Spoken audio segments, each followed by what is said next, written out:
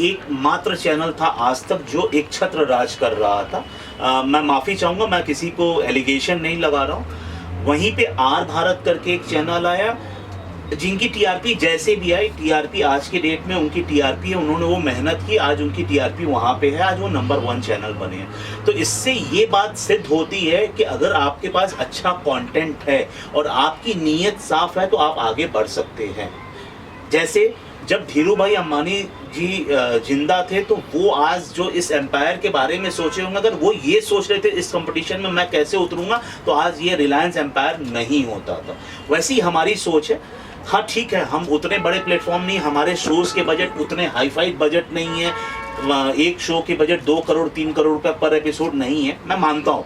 हमारे यहाँ आपको चेहरे भी मिलेंगे, जैसे हमारे साथ किरण कुमार साहब ने काम किया है, रंजीत साहब ने काम किया है, रजा मुराद जी ने काम किया, अविनाश वाधवान ने काम किया हुआ है, और भी जसलीन मथारू ने हमारे साथ काम किया, और हमारे साथ भी एक्टर्स काम कर रहे हैं। लेकिन बहुत ब्रांडेड नाम नहीं है हमारे साथ, कोई बहुत बड़ी हस्तियां नहीं। हमने सिर्फ एक चीज़ पे ध्यान दिया, कंटेंट के ऊपर, क्योंकि मेरा मानना है content is the king. Sir ये भी चाहूँगा, हाल ही में अभी न्यूज़ आया कि मिनिस्ट्री ऑफ इंफॉर्मेशन ब्रॉडकास्टिंग बोली है कि वो रजिस्टर करे ओटीटी प्लेटफॉर्म्स को। उसके लिए बताइए वो कितना बेहतर होगा, या क्या है रेवेन्यू जो जनरेशन होगा उसका हिस्सा गवर्नमेंट को जाएगा, टैक्स क्या है वो चीज़? देखिए, मैं आपको एक आपने बहुत अच्छा सा क्वेश्चन पूछा है, मैं इसका जवाब बिल्कुल देना चाहता हूँ। जब मैं रापची को लाया था, जब मैंने नाम अनाउंस किया था, आप में से कई सारे भाई उस समय वहाँ पे मौजूद थे जिन्होंने मेरी बाइट्स ली थी। तो उस समय भी ये क्वेश्चंस उठे थे कि सर ये बाकियों से अलग कैसे है। तो मैंने उस समय भी ये एकदम क्लियर कट जवाब दिया था कि इस पे सेक्स नहीं रहेगा। तो मेरे जो बहुत करीबी लोग थे या जो मेरे फंडर्स थे, वो मेरे साथ बैकआउट कर गए, यार जब सेक्स नहीं है तो तुमको रेवेन्यू कहाँ से जनरेट होगा।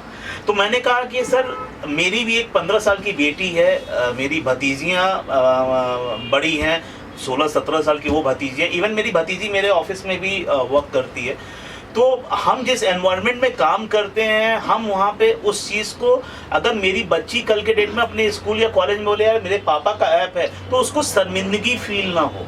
अगर ये सोच हम सब इंसान के अंदर आ जाए ना, अब जैसे हम किसी बहू बेटी को देखते हैं, सर हमारी भी तो बहू बेटी को कोई देखेगा ना, तो ये ट्रिट फॉर टैट वाला है। तो इसलिए मैंने वो डिसाइड किया, ठीक है कमाई होगी नहीं होगी, हमारी नीयत साफ है, मेरे नसीब का पैसा मुझे माता देंगी। हमको अपनी मेहनत करनी है, हमको अपने मेहनत के अनुसार चलना है, और सेक्स नहीं दिखाना तो नहीं दिखाना है। अब जैसे अभी हम 4 और नए OTT प्लेटफॉर्म्स के साथ दिसंबर में आ जाएंगे ऑन एयर, जिसमें से एक लॉलीपॉप ओरिजिनल्स करके है जो टिपिकल भोजपुरी है। अगेन लॉलीपॉप नाम ऐसा, लेकिन उसमें सेक्स नहीं है। सेल्फी, उसमें बच्चों के भी कंटेंट हैं, उसमें हर कुछ है, वो एक अलग ही जोनर का वो चीज़ है। तो और रह गई बात गवर्नमेंट का, देखिए जब इसमें अगर सेंसरशिप आ जाती है इसमें, तो जितना आप कहते हैं ना कि सर ये जो गंदगी है वो गंदगी साफ हो जाएगी, फिर कंटेंट वाले ही सरवाइव करेंगे।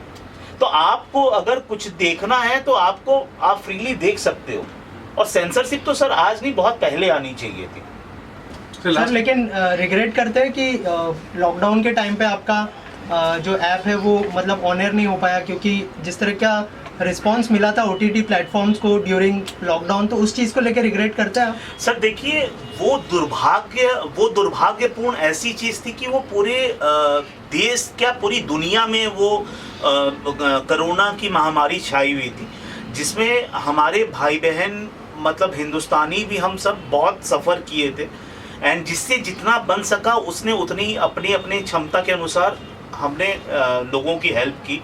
एंड क्या हुआ है सर कि ये कोरोना का ये जो काल था, रिग्रेट हुआ सर, नुकसान मेरे को काफ़ी हुआ। कई लोगों ने एलिगेशंस लगाए कि रापची अब नहीं खुलेगा, रापची बंद हो गया है। लेकिन सर मैं एक चीज़ फिर से बोलना चाहूँगा, बाबा के आशीर्वाद से आज हम ऑन एयर आ रहे हैं, और कहते हैं ना सर जो चीज़ होती है बहुत अच्छे के लिए होती है।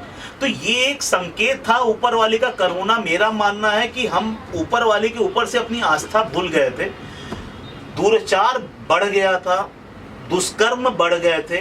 आज सर लोग अपने परिवार को भूल गए थे, लेकिन ये जो 4 महीना लोगों ने अपने परिवार के साथ रह के बिताया है, उनको वो 18 साल का प्यार समझ में आया कि वो 4 महीने में क्या हुआ है।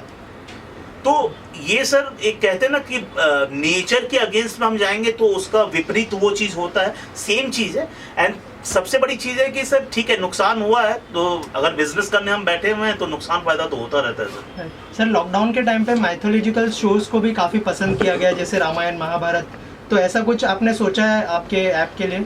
सर देखिए हमारा जो सेल्फी ओरिजिनल्स हमारा जो ऐप है उस पे सर हम पूरे इंडिया को कवर कर रहे हैं, जिसमें वर्ल्ड को भी कवर कर रहे हैं, जिसमें वो सारी चीज़ें, आज हम माइथो की बात करें तो कुछ ही ऐसे भगवान हैं जिनके बारे में हम जानते हैं। हमारा आज आप कहीं पे भी किसी भी धर्म के बारे में बात कर लीजिए तो लोग 4 लाइन हर धर्म के बारे में बोल लेंगे, लेकिन उसका तथ्य उनको नहीं मालूम है, उसका इम्पैक्ट उनको नहीं मालूम, उसके बारे में कुछ भी उनको नहीं है। उन्होंने कान से सुना, वो आपके सामने उस पर करते हैं और उस पर बहस पे आ जाते हैं, जिसके वजह से बहुत सारे डिस्प्यूट्स भी हो जाते हैं। तो सर हमारा ये कंसर्न है कि हम उस चीज़ को और उजागर करें और मतलब विस्तृत तरीके से पूरा डीपली उसको हम दिखाएंगे कि कैसे हैं। अब जैसे कहते हैं कि आज कितने शक्तिपीठ है, बहुत सारे लोग कहते हैं 52 शक्तिपीठ है, कई लोग कहते हैं 64 शक्तिपीठ है। एक्चुअली है कितने, कहाँ हैं, कई लोगों को ये भी नहीं मालूम कि 3 पाकिस्तान में, 2 बांग्लादेश में, 1 श्रीलंका में। तो मेरे कहने का मतलब है अगर हम जिस रिलीजन से हैं उस रिलीजन के बारे में लोगों को जानने का हक है, वो जाने। और क्या है कि सर ये माइथो आज भी देख लीजिए, रमानंद सागर का जो साहब जी का जो रामायण था सर, इस लॉकडाउन में भी उसकी टीआरपी सबसे हाई रही। इसका मतलब सर आज भी वो लोग पसंद करते हैं और लोग अपने कल्चर को फिर से याद करना चाहते हैं। और मैं भी चाहूँगा कि हमारी जो आने वाली जनरेशन है वो हमारे कल्चर को याद रखे और उस पर अमल करे। Okay sir, thank you so much. Thank you.